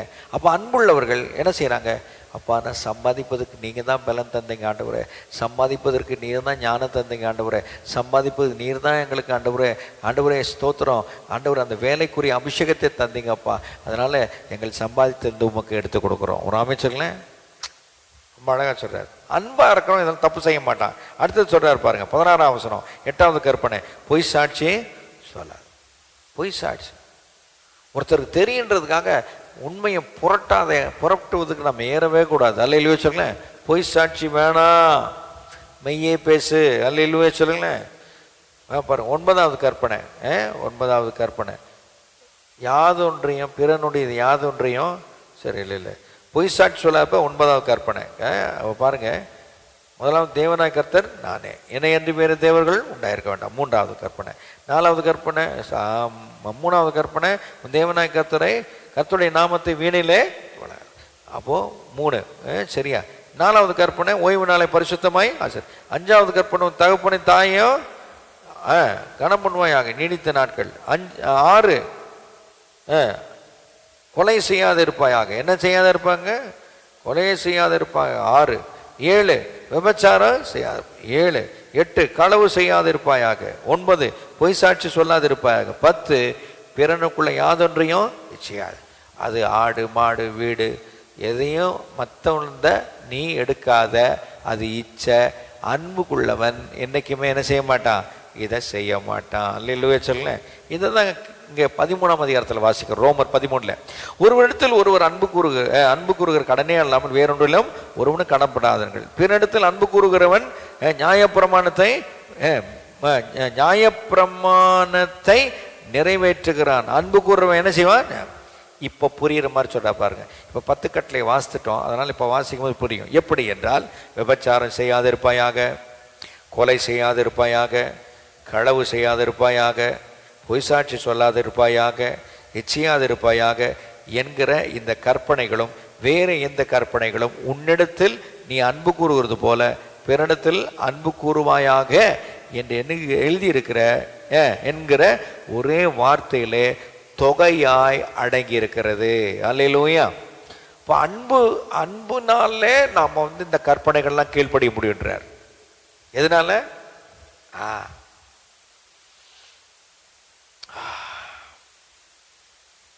அன்புனால தான் கீழ்ப்படிய முடியும், வேற எதனால இல்லை. ஹாப்பி ஃபாதர்ஸ் டே, தகப்பனார்களுடைய தினம் அப்படின்னு உலகத்தில் கொண்டாடுறாங்க. எனக்கு எந்த தேதி ஞாபகம் இல்லை. அதில் ஒரு சின்ன குறும்படம் என்னுடைய நண்பர்கள் அனுப்பியிருந்தாங்க. முதல்ல அதை தான் பார்த்தேன். நான் பார்த்தது கிட்டத்தட்ட பல வருஷத்துக்கு முன்னாடி. ஒருத்தர் தன் மனைவியுடைய அழுத்தத்தின் நிமித்தமாக சொந்த அப்பாவை கொண்டு போய் ஒரு அநாதாசிரமத்தில் விட போகிறார். யார்? மகன். கட்டின மனைவி அழுத்தம் கொடுக்குறா. ஏன் இந்த வயசானவர் இங்கே வீட்டில் வச்சுருக்க, ஒரு ஆசிரமத்தில் நீ நல்லா தானே இருக்கிற, போய் விடு அப்படின்னு அழுத்தம் கொடுக்குறார். இந்த அழுத்தத்தின் அடிப்படையில் அப்பாவுடைய துணி மணி அவருக்கு உண்டானு எடுத்துகிட்டு வந்து நல்ல வசதி நிறைந்த ஒரு ஆசிரமத்தில் விடுறார். அவர் தங்க போகிற அறையில் குளிர் சாதனம் பெட்டி இருக்குது. நல்ல வாரத்தில் 2 முறை நான்வெஜ்ஜுன்னு என்ன, அசைவம் பார்க்கும் பொழுது வாரத்தில் நல்லா பார்த்துக்குவாங்க. வேண்டிய நேரத்துக்கு எல்லாம் வந்துடும், டான் வந்துடும். ஆனால் மகன் மட்டும் இருக்க மாட்டான். இப்போது ரூமெல்லாம் காமிச்சிட்டாங்க. இந்த வயசான அப்பா அந்த ஆசிரமத்தை நடத்துகிறவர் வந்து ஒரு ஆர்சி ரோமன் கத்தோலிக் குருவானவர். அவரோட பேசிக்கிட்டு இருக்கார் என்னமோ தெரிஞ்ச மாதிரி. இவன் உள்ளே போய் மகன் என்ன உள்ளே போய் அவங்க அப்பா தங்குற ரூமு இடத்தெல்லாம் பார்த்துட்டு வெளியே வந்துட்டு பார்க்குறான். என்ன ஆச்சரியமாக இருக்குது, இவரை வந்து எனக்கு தானே தெரியும், அப்பா தான் தெரிஞ்சவர் மாதிரி பேசிகிட்டு இருக்கிறாரு அப்படின்னு இது பண்ணிவிட்டு, அப்பா உங்கள் ரூமை வந்து பாருங்கப்பா அப்படின்றார். அங்கே வேலை செய்கிற சிற்பந்திங்க சொல்கிறாங்க, நாங்கள் போய் ரூமை காமிக்கிறோம், நீங்கள் இந்த குருவானவரோடு பேசுங்க அப்படின்னு சொல்ல மகன் பேசுகிறார். இவர் கேட்குறார், ஏன் ஃபாதர், எங்கள் அப்பா உங்களுக்கு தெரியுமா? தெரியும் சார். தெரியும் தம்பி, பல வருஷத்துக்கு முன்னாடி இங்கே வந்தாரா? எதுக்கு வந்தார்? அவருக்கு பிள்ளை இல்லை, ஒரு அனாதை பையனை தத்தெடுத்துட்டு போனார். அப்போ தான் அவனுக்கு சுருக்குன்னு செருப்பில் அடித்த மாதிரி, தனக்கு பிள்ளை இல்லாத இருந்தோம், யாரோ பெத்த பிள்ளையாகிய என்ன எடுத்து வளர்த்து ஆளாக்கி எனக்கு ஒரு அட்ரஸை கொடுத்து நான் இன்னார் விட்டு பிள்ளை அப்படின்ட்டு தான் பிள்ளையை ஏற்றுக்கிட்டு வளர்த்த தகப்பனை கட்டின பொண்டாட்டி பேச்சை கூட்டுக்கு வந்து நாங்கள் விடுறேனே அப்படின்னு அப்போ அதோடு முடிச்சிட்றான். அந்த குறும்படத்தை முடிச்சிட்றான். ஐயா, பிரதர், சிஸ்டர், இனிமே உங்கள் மாமியாரும் சரி பெத்த தாயாக இருக்கட்டும் தகப்பனாக இருக்குன்னு சொல்லி அணுக வேண்டிய விதத்தில் அணுகுங்கள். அவங்கள்ட்ட குறை இருக்கலாம், அவங்க அணுகுமுறை வித்தியாசமாக இருக்கலாம், அவங்க பேச்சு வித்தியாசமாக இருக்கலாம். உங்கள் தாய் தந்தையை போல பாருங்கள். அன்பாக இருக்கிறவங்க அந்த எல்லா வெறுப்புகளையும் கணைந்து என்ன செய்வோம், அந்த அன்பினால கர்த்தருடைய வசனத்தை கைக்கொள்ளும். எல்லாம் நிபந்தனை பாருங்கள், நிபந்தனை. அப்போது இதுக்கு எதிர்மாறாக போகும்பொழுது சாபம். என்னங்க எதிர்மாறாக போகும்போது சாபத்தை பார்க்க கவனன்ட். இங்கே அதை தான் பார்க்குறோம். இந்த மோசக்கிட்ட தான் சொல்கிறார், நியாயப்பிரமாணம் பெற்றுக்கொள்ள போகிறதுக்கு முன்னாடி சொல்கிறார். மக்கள் ரொம்ப தெளிவாக சொல்கிறாங்க, இல்லைங்க நாங்கள் கை கொள்வோம். ஆனால் தேவனுடைய வசனத்தை கை கொள்ளணும்னா அவருடைய பலன் தேவை, அவருடைய கிருபை தேவை. அதெல்லாம் ஒன்றுமே செய்ய முடியாது. இந்த மோசேயின் நியாயப்பிரமாணம் தான் சொல்லுது. எடுங்க யாத்திராகமம் 19 வாஸ்தமே, மறுபடியும் அதை நினைவு கூறுறது நல்லது. எல்லாம் சேர்ந்து, இப்பொழுது நீங்கள் என் வாக்கை, யாத்திராகமம் 19:5, இப்பொழுது நீங்கள் என் வாக்கை உள்ளபடி கேட்டு, என்னங்க, என் கட்டளைகள் என் உடன்படிக்கையை கை கொள்வீர்களானார் சகல ஜனங்களிலும் நீங்க என்னவா இருப்பீங்க? என் சொந்த சம்பத்தாக இருப்பீர்கள். அல்லேலூயா. இப்படி வழிநடுக்க சண்டை, வழிநடுக்க வாக்குவாதம், வழிநடுக்க பேச்சு, இப்படி பேசிக்கிட்டே வருதுங்க அந்த டிக்கெட்டுங்க. எப்படி இருக்கும் பாருங்களேன். ஆண்டவருக்கு எவ்வளோ சங்கடமாக இருந்துச்சு. நடந்துச்சா? மோசேயின் உடன்படிக்கைப்படி எகிப்திலிருந்து புறப்பட்டவன் எவனுமே உயிரோடு இல்லை. யோசுவா காலேபை தவிர எல்லாம் போய் செத்து போயிட்டான். ஏன்? வாய் கொழுப்பு. என்ன கொழுப்புங்க? அதை நீங்கள் எப்பவுமே பார்க்கணும். அப்போது ஜனங்கள் எப்பவுமே கர்த்தருக்கு விரோதமாக பேசினாங்க. எடுங்க என்னாகும் புஸ்தகம் 14ஆம் அதிகாரம். Negative confession. என் சொன்னபடி, நான் சொன்னபடியே நீங்கள் செஞ்சீங்கன்னா, நான் சொன்னபடியே நடந்தீங்கன்னா, அது எப்படி நடந்திருக்கணும்? அவங்க அன்பினால் நடந்திருக்கணும். ரோமர் 13 தான் வாசித்தோம், அன்பினாலே. இங்க என்ன நடந்து பாருங்க. 14ஆம் அதிகாரம் 1ஆம் வசனம். அப்பொழுது சபையார் எல்லாரும் கூக்குரல் இட்டு புலம்பினார்கள். என்ன செஞ்சாங்க? கானான் தேசம் ஒரு நதிக்கு அப்புறம் இருக்கு. அந்த நதிக்கு பேர் யோர்தான் நதி. என்ன நதிங்க? யோர்தான் நதியை தாண்டா கானான். செழிப்பான தேசம். இப்பொழுது இஸ்ரேல் தேசம் இருக்கு பாருங்க, அந்த தேசம் எதை வச்சாலும் பொண்ணா விளையக்கூடிய தேசம். அவ்வளோ அற்புதமான மண். ஒரு திராட்சை பழம் இந்த சைஸில் இருக்க பழம் கொலை என்ன சைஸில் இருந்திருக்கும் பாருங்க. இதெல்லாம் தூக்கிட்டு வரானுங்க. 12 பேர் போனவன், கோத்திரத்திற்கு ஒரு நபராக போனவங்க எல்லாம் தூக்கிட்டு வரானுங்க. நல்லதெல்லாம் கொடுத்துக்கிட்டு வரானுங்க. சாம்பிள் கொண்டு வரான். நம்ம போகிற ஊர் சூப்பர் ஊரியா அப்படின்னு போகிறான். ஆனால் இந்த பயலுக்கு கேட்டானுங்களா? 10 பேர் தங்கள் பார்வையிலே, தங்கள் எண்ணங்களிலே, தங்கள் தோற்றத்திலே அங்கே சந்தித்த நபர்களை குறித்த கருத்துக்களை சொல்றானுங்க. தேவ கருத்துக்களை சொல்லலை. இன்னைக்கு நிறைய பேர் கண்ணால பார்க்கறது, காதால கேட்கறது, தொட்டு உணர்றது தான் நம்புறோம். விசுவாசம் அப்படி கிடையாது. அமைச்சர்களேன், விசுவாசம் நம்பப்படும் உறுதியும் நாங்கள் விசுவாசித்துங்க, தரிசித்து நடவாமல் விசுவாசித்தே நடக்கும். விசுவாச குடும்பம் வாங்கி நாம் நல்லா புரிஞ்சுக்கணும் தேவ பிள்ளைகளே. நாம் பார்த்து நடக்கிறவர்கள் அல்ல, கர்த்தருடைய வசனத்தின்படி விசுவாசித்து நடக்கிறவர்கள். அவர் சொன்னார் இப்படி செய்வார், அவர் இப்படி சொல்லியிருக்கிறார் நடத்துவார், என்னை சொல்லியிருக்கிறார் இப்படி கொண்டு போய் சேர்ப்பார். ஆமென் சொல்லுங்களேன். என்னை நல்லா வைப்பாரியா அப்படின்னு நம்பணும். வசனத்தின்படி தான் நம்பணும். இவர்கள் 10 பேர் மெஜாரிட்டி, அதிகபட்சமான 12 பேர்ல 10 பேர் சொன்னதை மக்கள் கேட்டாங்க. கேட்டு ஒப்பாரம் வைக்கிறான் பாருங்க, எல்லாம் சேர்ந்து 14ஆம் அதிகாரத்தில் 1ஆம் வசனம். அப்பொழுது சபையார் எல்லாரும் கூக்குரலிட்டு புலம்பினார்கள். ஜனங்கள் அன்று இராம் முழுவதும் 8 நாள்ல அந்த வனாந்தரத்தை கிராஸ் பண்ணி உள்ள போயிருந்தாங்க. கடந்து உள்ள போயிருக்கணும். 40 வருஷம் இந்த பயல்களுடைய ராங் ரிப்போர்ட், தவறான அறிக்கையினால ஐம்புலன்களின் அறிவு. என்ன அறிவுங்க? என்ன அறிவுங்க? கண்ணால் பார்க்கறது, காதால் கேட்கறது, உணர்றது. ஐயோ பார்க்க பயமாக இருக்கு, ஆள் பார்த்தா வாட்டச்சாட்டமாக இருக்கான், இவன் என்ன செய்வானோ தெரியல, அவன் என்ன செய்வானோ. கர்த்தரை மட்டும் நம்பி போனோம்னா எல்லாம் நல்லா இருக்கும். கஷ்டம்தான், சவால் தான். தேவ பிள்ளைகளை நீங்கள் நானும் கர்த்தருடைய வசனத்தில் உறுதியாக இருக்கணும். ஆமென் சொல்லுங்களேன். சொல்றார், நெகட்டிவ் என்னைக்குமே எதிர்மறையான அறிக்கைகளை பண்ணாதீர்கள். எல்லாம் என்ன பண்றாங்க பாருங்க. இஸ்ரவேல் 2ஆம் வசனம். இஸ்ரவேல் புத்திரர் எல்லாரும் மோசேக்கும் ஆரோனுக்கும் விரோதமாய் முறுமுறுத்தார்கள். என்னைக்குமே தேவ ஊழியர்களுக்கு விரோதமாக முறுமுறுக்கணும்னா அந்த நபர்களுக்கு விரோதமாக முறுமுறுக்கல, தேவனுக்கு விரோதமாக முறுமுறுக்கிறோம். அந்த நபர்கள் ஒரு குறிப்பிட்ட காலம் இருப்பான், அதுக்கப்புறம் போயிடுவாங்க ஒரு அமைச்சர்ல. ஆனால் கர்த்தரோ மாறாதவர். இங்க ரொம்ப நல்லா சொல்றாரு. முறுமுறுத்தார்கள். சபையார் எல்லாரும் எல்லாம் சேர்ந்து அவர்களை நோக்கி யாரு? ஆரோனையும் மோசே நோக்கி, எகிப்து தேசத்துல செத்து போனமானால் நலமா இருக்கு. அங்கேயே செத்து இருந்தா நல்லா இருக்குமேடா, இந்த வனாந்தரத்துல நாங்கள் செத்தாலும் நல்லா, இங்க செத்து போனா நல்லையா அப்படின்னு பேசுறாங்க. என்ன வேகம் பாருங்க.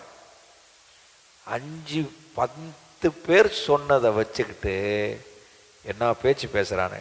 இன்றைக்கி கர்த்தருடைய வார்த்தைகளை நான் நம்புறதே இல்லை, வாசிக்கிறது கிடையாது. அதை குறித்து தான் அறிவு இல்லாமல் அநேகர் நடந்துக்கிறார்கள். அதுதான் அங்கே பிரச்சனையே. கர்த்தர் என்ன சொல்லிட்டாங்க பாருங்க, 9ஆம் வசனம். இப்போ ரொம்ப தெளிவாக பேசுகிறார் மோசே. கர்த்தருக்கு விரோதமாக மாத்திரம் கலகம் பண்ணாதீங்கடா, அந்த தேசத்தின் ஜனங்களுக்கு நீங்க பயப்படாதீங்கப்பா, தைரியமா இருங்கப்பா, பயப்படாதீங்க, அவர்கள் நமக்கு பலியாவார்கள். ஆமே, இறை அவர்கள். அவர்களை காத்த நிழல் என்ன செஞ்சது? அவங்களாம் எதை எதை நம்பியிருந்தாலும், இந்த யாகம் வளர்த்தான், அந்த யாகம் வளர்த்தான், இந்த சாமி காப்பாற்றும், அந்த சாமி காப்பாற்றும், இந்த தெய்வம் காப்பாற்றும் சொன்னதெல்லாம் அவர்களை விட்டு நிலகி போயிடுச்சு. நிழல் அவர்களை விட்டு விலகி போயிட்டு கர்த்தர் தாமே, கர்த்தர் என்ன செய்கிறாரு? நம்மோடு இருக்கிறார், அவர்களுக்கு பயப்படுவதில்லை என்றார்கள். கேட்டானா? எவனும் கேட்கல. இந்த மோசையின் உடன்படிக்கை ரொம்ப முக்கியமான உடன்படிக்கை. 1 யோவான் 4:4 சொல்வது, உலகத்தில் இருப்பவர்களும் நமக்குள் இருக்கிற இயேசு. அல்லேலூயா, ஆமென். தைரியம் இருக்கணும். இப்போ 28ஆம் வசனத்துக்கு வாங்க. என்னாகமம் 14:28. இப்போ ஆண்டவர் என்ன சொல்றாரு பாருங்க. மோசேயும் ஆரோனையும் நோக்கி சொல்றார், எனக்கு விரோதமாக முறுமுறுத்த இந்த பொல்லாத சபையார். 27ஆம் வசனம். எது வரைக்கும்? எவ்வளோ நாள் தானே பொறுத்துட்ருக்கேன், உனக்கே கஷ்டமாக இருக்கே, உங்களை நியமித்து, உங்களை ரட்சகனாக நியமித்து, உங்களை அழைத்து வருவதுக்கு உங்களை நியமித்திருக்கேனே, எனக்கு எப்படி இருக்கும்? இஸ்ரேல் புத்திரர் எனக்கு விரோதமாக முறுமுறுக்கிறதே கேட்டேன். இவனுக்கு இப்போ தான் பேசுனதை கேட்டேன்டா அப்படின்றாரு. என்ன பேசுனாங்க? நீ அவர்களோட சொல்ல வேண்டியது, நீ நான் சொல்கிறத போய் சொல்லு அப்படின்றார். மோசே ஆரோனை பார்த்து, என்னவென்றால் நீங்கள் என் செவிகளை கேட்க சொன்ன பிரகாரம் உங்களுக்கு செய்வேன் என்பதை என் ஜீவனை கொண்டு சொல்கிறேன். கர்த்தர் ஜீவன், நித்திய ஜீவன். அவர் காலங்கள் முடிந்து போவதில்லை. சும்மா மனுஷன் மேலே போகிற சத்தியம் மாதிரி பண்ணுறது கிடையாது. என் ஜீவனை கொண்டு சொல்கிறேன், அவனுக்கு என்ன சொன்னார்களோ அது நடக்கும் அப்படின்றார். 29 இருங்க என்ன சொன்னானுங்க இந்த 2ஆம் வசனத்தில்? சபையார் எல்லாரும், எகிப்திலே நாங்கள் செத்து போன மனநலமாக இருக்கும், இந்த வனாந்தரத்தை நாங்கள் செத்தாலும்.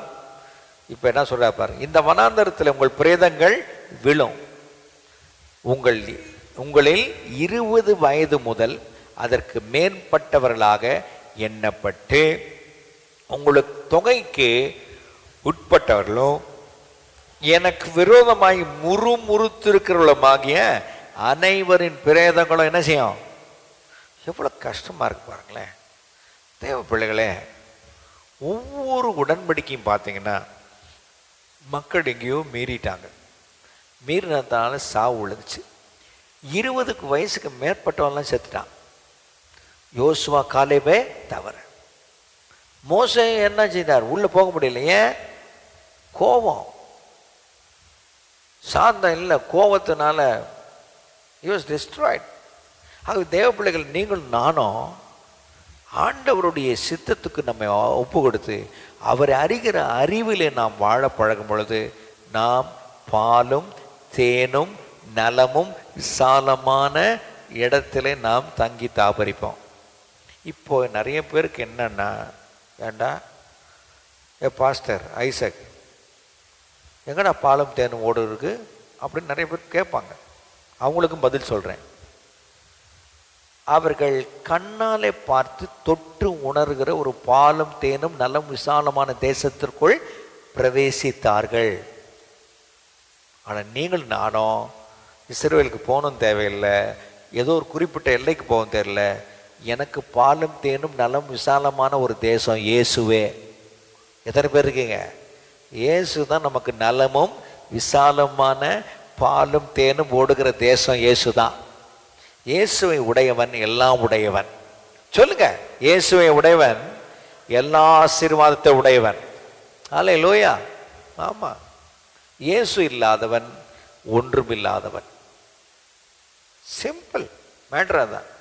அப்போ இந்த மோசையின் உடன்படிக்கை இங்க இப்படி தான் போச்சு. அவர் சத்தத்தை மறுபடியும் வாசிங்க, அந்த பகுதி யாராவது வாசிங்க. யாத்திராம் 19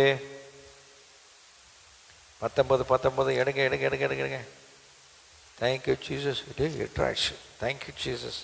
சொல்றார், இப்பொழுது நீங்கள் என் வாக்கை உள்ளபடி கேட்டு, சத்தமா சொல்லுங்க, எப்படி கேட்டு? சொன்னபடி கேட்டு என் உடன்படிக்கையை கை கொள்வீர்களானால் சகல ஜனங்களிலும் நீங்களே என் சம்பத்தாக இருப்பீங்க. எத்தனை பேர் கர்த்தருடைய சம்பத்தாக இருக்க விரும்புறீங்க? உங்களை பார்த்து சொல்லணும், நீ என் சொத்துடா சொல்லணும். அல்ல இல்லையே சொல்லுங்களேன். ஆமேன். பிள்ளைகளை பார்த்து சொல்கிறோமா அப்படியே, நீ என் சொத்துமா சொல்லுங்க. பிள்ளைகளை பார்த்து சொல்லுங்க. சம்பத்து, தேவன் கொடுத்த சம்பத்து, தேவன் கொடுத்த சொத்து. அல்ல இல்லையே சொல்லுங்களேன். இப்போ நம்ம பிள்ளைகளை பார்த்து சொல்கிறதுக்கு பிரியப்படுறோமே, தேவன் நம்மை பார்த்து பிரியப்பட்டு சொல்லணும்னு விரும்புகிறார். அல்லேலூயா சொல்லுங்க. இந்த ரோமர் 13 சொல்லி நாம் ஜெபிப்போம். நல்லா கவனிங்க. Thank you Lord. நன்றி ஆண்டவரே. 13 சொல்றார், மொத்த என்னங்க, நீ உன்னிடத்தில் அன்பு கூறுவது பிறனிடத்தில் அன்பு கூறுவாய் என்கிற ஒரே வார்த்தையில தொகையாய் அடைய. அப்போ நியாயப்பிரமாணத்தை கடைப்பிடிக்கணும்னா அன்பினால கடைப்பிடிக்கணும். என்னங்க கடைப்பிடிக்கணும்? எல்லாம் சேர்ந்து வாசிங்க. 10ஆம் வசனம், அன்பானது பிறனுக்கு பொல்லாங்கு செய்யாது, ஆதலால் அன்பு நியாயப்பிரமாணத்தின் நிறைவேறுதல். எத்தனை பேர் இருக்கீங்க? அவ்வளவுதான், சிம்பிள். அன்பு இருந்தா குறைவுக்கு இடமில்லை. அன்பு இருந்தா அங்க என்ன இல்லைங்க, பொறாமைக்கு இடமில்லை. அன்பு இருந்தா அங்க என்ன, எதுக்கு இடம் இல்லை? சத்தமா சொல்ல மாட்டேங்களே. அன்பு இருந்தா அங்க சுய புகழ்ச்சிக்கு இடம் இல்லை. அன்பு இருந்தா இருமாப்புக்கு இடம் இல்லை. அன்பு இருந்தா அயோக்கியத்துக்கு இடம் இல்லை. அன்பு அங்க இருந்தா தற்பொழிவே நாடுறதுக்கு வாய்ப்பு இல்லை. அன்பு இருந்தா டக்குன்னு கோபம் அங்க அடையாது. அன்பு இருந்தா பிறருக்கு தீமை செய்யாது. அன்பு இருந்தா என்ன செய்ய, சத்தியத்திலே சந்தோஷப்படும். அன்பு இருந்தா சகலத்தையும் தாங்கும். அன்பு இருந்தா சகலத்தையும் விசுவாசிக்கும். அன்பு இருந்தா சகலத்தையும் நம்பும். அன்பு இருந்தா சகலத்தையும் சகிக்கும். அன்பு ஒரு காலம் ஒளியவே ஒழியாது. ஆமே சொல்லேன். எத்தனை முறை ஆண்டவர்கிட்ட ஓடி வந்தாலும் நம்மை மன்னித்து சேர்த்து கொள்கிற தேவன் உண்டு. இந்த லெந்து நாட்களில் கர்த்தருடைய வசனத்தை தியானிக்கிறோம். உடன்படிக்கை மீறுவது சாபம். பல உடன்படிக்கைகளை பார்த்து வர தேவாவியா நமக்கு உதவி செய்தார். ஏதேன் தோட்டத்தின் உடன்படிக்கை, ஆதாமின் உடன்படிக்கை, நோவாவின் உடன்படிக்கை. இன்றைக்கு நம்ம எதை பார்க்க உதவி செய்தாருங்க?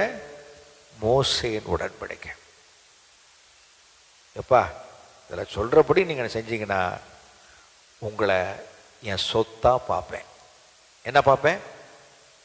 இன்னைக்கு இஸ்ரவேல் தேசத்தின் மக்களை அவர் கைவிடுவதே இல்லை. ஏன்? அன்றைக்கு ஆபிரகாம் அவன் கிருபையின் காலத்தில் வந்தார். மோசே இப்படிப்பட்ட தேவ மனுஷர்கள் கர்த்தருக்கென்று நின்றபடினாலே இன்னைக்கு அந்த தேசத்திற்காக நிற்பார், தொடர்ந்து இருப்பார். அமைச்சர்களே, அந்த தேசத்தை பார்த்து கொண்டே இருங்கள். எத்தனை பேர் நியூஸ் பார்க்குறீங்க? பைபிள்லாம் மூடிடும். எத்தனை பேர் நியூஸ் பார்த்துட்டு இருக்கீங்க? இன்னைக்கு சாயங்காலம் செய்தி என்ன? ஈரானுக்கு விரோதமாக எல்லாம் கை கோத்துட்டாங்க அரேபியர்களே. ஒன்று. இப்போ இஸ்ரேல் எங்கே போச்சு? தீவிரவாதத்தை அழிக்கிறதுக்கு சிரியாக்குள்ளே பூந்துருச்சு, லெபனானுக்குள்ளே பூந்துருச்சு. பூந்து அடிச்சிட்டு இருக்காங்க. என்ன நடக்க போகுதுன்னு தெரியாது. ஆங்காங்கே அந்த ஈரானிய தலைவர் மரித்ததற்காக குதித்து எழும்புகிறார்கள் ஒரு சாரார். இது 3ஆம் யுத்தத்துக்கு போகுமோ, உலக யுத்தத்துக்கு போகுமோ அப்படின்னு ஒரு அச்சமும் இருக்கத்தான் செய்கிறது. ஈரானுக்கு உதவியாக நிற்கிறவர்கள் ரஷ்யா, சீனா. அவர்களும் வல்லரசுகள். அவர்களும் உள்ள குதிச்சுட்டா உலக யுத்தமாய் மாறுவதற்கு வாய்ப்பு இருக்கு. அந்த நியூஸை பார்த்துக்கிட்டே இருங்க. இஸ்ரவேலை பார்த்து கொண்டே இருங்கள். அதுதான் அடையாளம். ஒரு அமைச்சர்களேன் 1948ஆம் வருஷம் அது பூத்து காய் ஒரு தேசமாய் பிரகடனம் செய்யப்பட்டு அங்கீகரிக்கப்பட்டது. இன்றைக்கு அந்த தேசத்தில் இந்த முடிவு காலங்கள், அதுக்கு விரோதமான தேசங்கள் எழும்புகிறதை பார்க்கிறோம். ஆகவே ஒவ்வொரு நாளும் எருசலேமின் சமாதானத்துக்காய் வேண்டிக் கொள்ளுங்கள். இஸ்ரவேலே ஆசீர்வதி. அதை ஆசீர்வதிச்சிங்கன்னா நீங்கள் எப்பவுமே பாதுகாப்பாக இருப்பீங்க. ஒரு அமைச்சர்களே, இப்படிப்பட்ட சத்தியத்தை அந்த மக்களை கொண்டு தான் நமக்கு விளம்ப செய்தார். அந்த மக்களை தெரிந்து கொண்டு தான் இன்னைக்கு நம்மளை வச்சிருக்கார். ஆகவே அப்படிப்பட்ட ஒரு நிலைப்பாட்டில் நீங்களும் நானும் அவருக்குள்ளாக உறுதியாக இருப்போம். கர்த்தர் பெரிய காரியங்களை செய்வார். அல்லேலூயா. கண்களை மூடி ஆண்டவர் நோக்கிப்பார். உடன்படிக்கை மீறினா சாபம். என்னென்னலாம் உடன்படிக்கை ஆண்டவர் வேதத்திலே கூறியிருக்கிறார். அந்த உடன்படிக்கையை யாரெல்லாம் மீறினார்கள், அவர்களுக்கு என்ன நேர்ந்தது? அவர்கள் சாபத்துக்குள் ஆனார்கள். சிலர் மரித்து போனார்கள். சிலர் அந்த பாலும் தேனும் நலம் விசாலமான தேசத்துக்கு போகலை, அதை காணக்கூட செய்யலை, பயந்தார்கள்.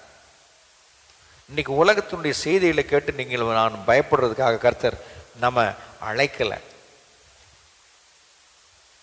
அதுக்காக நம்ம அழைக்கலை. நீங்கள் நானும் அவர் சொன்ன வாக்கின்படியே, அந்த உடன்படிக்கையின்படியே அவருடைய ஆசீர்வாதத்தை அடையணும்னு விரும்புகிறார். ஆமே சொல்லுங்களேன். அடைவதற்கு ஒரே வழி அன்பு தான். அவரை முற்றிலும் விசுவாசிப்பது தான். அவரை முற்றிலும் நோக்கி பார்ப்பது தான். எந்த சூழ்நிலை இருந்தாலும் பேதுருவை போல கடல் அலைகளை பார்ப்பதல்ல, என்னை அழைத்தாரே அவரை மட்டும் பார்ப்பேன், நட வா அப்படின்னு கூப்பிட்டார். அவன் படகை விட்டு இறங்கி தன் காலை அந்த கடல் மேல் வைத்தான். அந்த கடல் கட்டாந்தரை போல இருந்தது. அவன் இயேசுவை நோக்கியே பயணித்தான் பேதுரு. ஆனால் என்றைக்கு காற்றையும் கடலையும் பார்த்தானோ, ஐயோ புயல் காற்று முழுகத் தொடங்கினான். இயேசு மேலேருந்து கண்ணை எடுக்காதீங்க, அவருடைய வாக்கு தத்தங்களிலிருந்து கண்ணை எடுக்காதீங்க. உங்கள் மனம் முழுவதும் அவருடைய வாக்கினால் நிறைந்து இருக்கட்டும். உடன்படிக்கையின் தேவன் என்றைக்கும் மாறவே மாட்டார். நாம் அவருடைய சம்பத்தாக இருக்கிறோம். அல்லேலூயா. நல்ல தகப்பனே, ஆசீர்வாதமான இந்த மாலை வேளைக்கான நன்றி. உங்களுடைய வேத சத்தியங்களை நாங்கள் தியானிக்க எங்களுக்கு கொடுத்த ஒரு மாபெரும் கிருபைக்காக தயவுக்காக நாங்கள் நன்றி செலுத்துகிறோம். சத்தியத்தையும் அறிவுகள் சத்தியம் உங்களை விடுதலையாக்கும். ஆண்டவரே, எங்களுக்காக சாபமானீரே, எங்களுக்காக தலையெழுத்தாய் மாறினீரே. நாங்கள் நன்றாக இருப்பதற்காக தானே ஆண்டவரே நீர் மாறினீங்க. ஆகவே நாங்கள் விழிப்புள்ளவர்களாக, ஆண்டவரை தெளிவுள்ளவர்களாக, ஒவ்வொரு உடன்படிக்கையில் பழைய ஏற்பாட்டில் நீ செய்த உடன்படிக்கையில் ஏற்பட்ட எல்லா பின்னடைவுகளை நாங்கள் சீர்தூக்கி பார்த்து நாங்கள் அவ்வண்ணமாய் நாங்கள் ஆண்டவர் மாறி உம்முடைய ஆசீர்வாதத்தை இழந்து போகாதபடிக்கு விழிப்புள்ளவர்களாக, உம்முடைய பலத்தினால, உம்முடைய கிருபையினால, உம்முடைய அன்பினாலே ஆண்டவரே இந்த உடன்படிக்கையை நாங்கள் கை கொள்ள உதவி செய்யுங்க. அதனால எங்களுக்கு வருகிற ஆசீர்வாதங்களை பெற்றுக்கொள்ள அருள் தாருங்க. நாங்கள் ஜெபத்தில் கேட்டுக்கொண்ட அனைத்தையும் இப்படி பிள்ளைகளாக நாங்கள் பெற்றுக்கொண்டோம் என்று விசுவாசித்து இயேசுவின் திருநாமத்தில் ஜெபிக்கிறோம். ஜெபங்கள் நல்ல பிதாவே, ஆமென். தேவனாய் கர்த்தர் உங்களை ஆசீர்வதித்து உங்களை காக்க கடவர். தேவனாய் கர்த்தர் முகத்தின் மேல் பிரகாசிக்க பண்ணி உங்கள் மேல் கிருபையா இருக்க கடவர். தேவனாய் கர்த்தர் முகத்தின் மேல் பிரசன்னமாக்கி உங்களுக்கு சமாதானம் கட்டளையிட கடவர் என்பதே நம்முடைய கர்த்தராகிய இயேசு கிறிஸ்துவின் கிருபையும் பிதாவாகிய தேவனுடைய அன்பும் பரிசுத்த ஆவியானவருடைய அன்பினைக்கும் மழையிடத்தில் பாதுகாவலும் பராமரிப்போம் நம் அனைவரோடு கூட உலகமெங்கிலும் பரிசுத்தவான்கள் கூட கர்த்தராகிய இயேசு கிறிஸ்துவின் மட்டும் என்று சதாகாலம் உண்டாயிருப்பதாக. ஆமென். என் ஆத்துமாவே கர்த்தரை ஸ்தோத்திரி, என் முழு உள்ளமே கர்த்தருடைய பரிசுத்த நாமத்தை ஸ்தோத்திரி. என் ஆத்துமாவே கர்த்தரையே ஸ்தோத்திரி. கர்த்தர் செய்த சகல உபகாரங்கள் என்றும் என்றும் மறவாதே. ஆமென்.